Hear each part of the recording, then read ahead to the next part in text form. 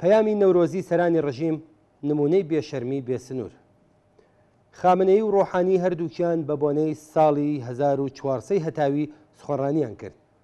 هەردووکیان بەو پەڕی بێشەرمیەوە باسییان لەو بەناو دەستکەوتە مەزنانە کرد کە گۆیا لە ساڵی ڕابردوودا بە نسیبی خەڵکی ئێران بووە.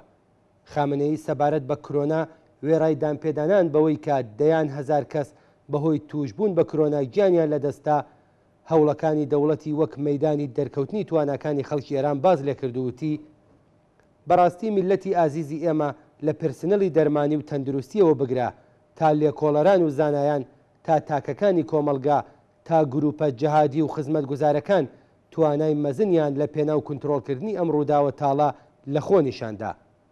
ڕۆحانی لە درۆنانەوەدا و پێش ئەویش کەوتووتی لە پەیوەند لەگەڵ بابەتی تەندروستی و دەرمان لە بواری بەرهەمهێنانی کەرەستەی پزیشکی و واکسن زانایان و ئەندازیاران و کارداهێنەران و شرکەتە زانست محوەرەکان بەباشی درەوشانەوە و بوون بە جێگای شانازی میلەتی ئێران. هەڵبەت لەوانەیە خامنەیی و ڕۆحانی ئەم وتانەیان بەپێی ئەو باوەڕا کە گۆیا درۆ هەرچی گەورەتر بێت باوەڕکردنەکەی ئاسانترە کردبێت. ئێستا بابزانین ڕاستیەکان چیمان پێ دەڵێن. دەیان هەزار کەس کە بە قەولی خامنەیی بوون بە قوربانی ویروسی کۆرۆنا ئاکامی نهێنیکاری کردنەوەی دەرگای حرەمەکان بەڕێوەبردنی ڕێوڕەسمی دینی لەلایەن جەماعەتێکی بێپارێز سەرهەڵدانی بەرچاوی فێڵبازانی تبی ئیسلامی دانەخستنی ناوەندی کاری ناپێویست درەنگداخستنی مەدرسەکان دابین نەکردنی بودجەی پێویست بۆ بەرەنگاربوونەوە لەگەڵ ویروسی کۆرۆنا و پاراستنی کادری دەرمانی کرێکاران بە ساڵاچوان کارتۆن خەوان و گۆڕخەوان و هاوشێوەکانی لەلایەن ڕژیمەوە بووە. دەیان هەزار حاڵەتی مەرگ بەهۆی کویدی 19 لە ئێرانی ژێر دەسەڵاتی ڕژیم لەگەڵ ژمارەی قوربانیانی ئەم پەتایە لە ڤیەتنام کە جەمعیەتەکەی نزیک 11 ملیۆن کەس لە جەمعیەتی ئێران زیاترە قابلی هەڵسەنگاندن نییە. بە پێی راپۆرتی ڕێکخراوی تەندروستی جیهانی تا هەفتەی مانگی ڕەشەمە لەم وڵاتە تەنیا 35 کەس بەهۆی نەخۆشی کۆرۆناوە گیانیان لەدەستداوە. بەڵام بێشەرمی سەرانی ڕژیم هەر بەوەندە کۆتایی پێنەهات.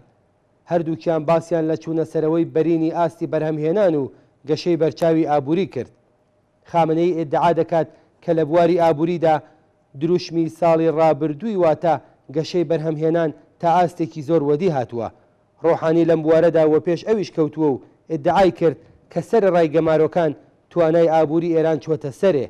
لە ساڵێکدا کە ئابووری جیهانی دابەزینی 3.4 لە سەدی بەخۆوە بینی و زۆرێک لە ئابووریە بەهێزەکانی جیهان ڕێژەی -5% تا -10% یان لە کارنامەی خۆیان دابینی سەرڕای کۆرۆنا و شەڕی ئابووری داسەپا و ئێران لە کارنامەی خۆیدا گەشەی ئەرێنی 2.2% تۆمار کرد و خەڵکی ئێمە شایەدی گەشەی بەرهەمهێنان لە ژێر تیشکی تەکبیر و هومێت دابوون.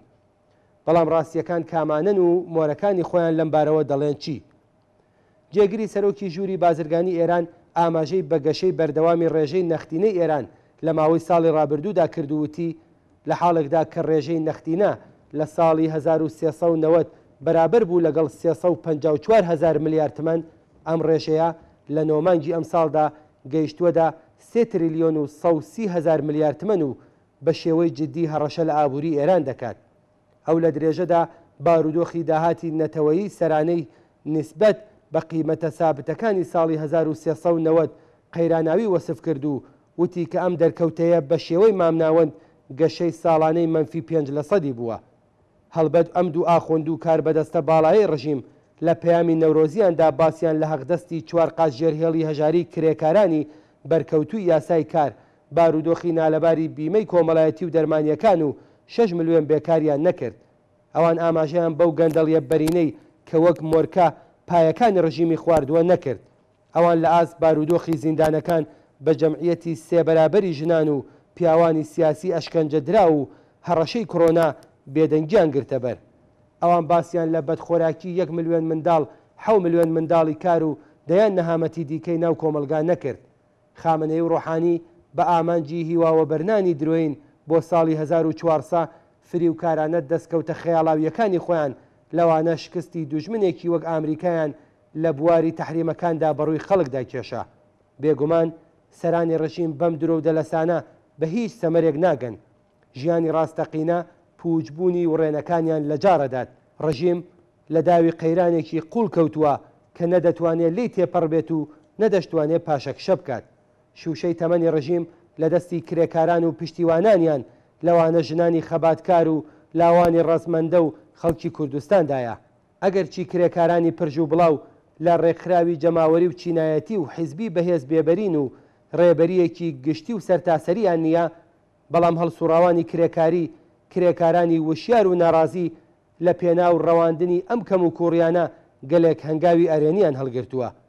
کرێکارانی هەفتەپا لە خەباتی پەیگیری خۆیاندا و بەهێنانە گۆڕی تەوەری بەڕێوەبردننی شۆڕایی کارخانە و پێویستی هەڵوەشانەوەی خصوصی سازیەکان بزوتنەوەی کرێکاریان هەنگاوێک بەرەو پێش برد.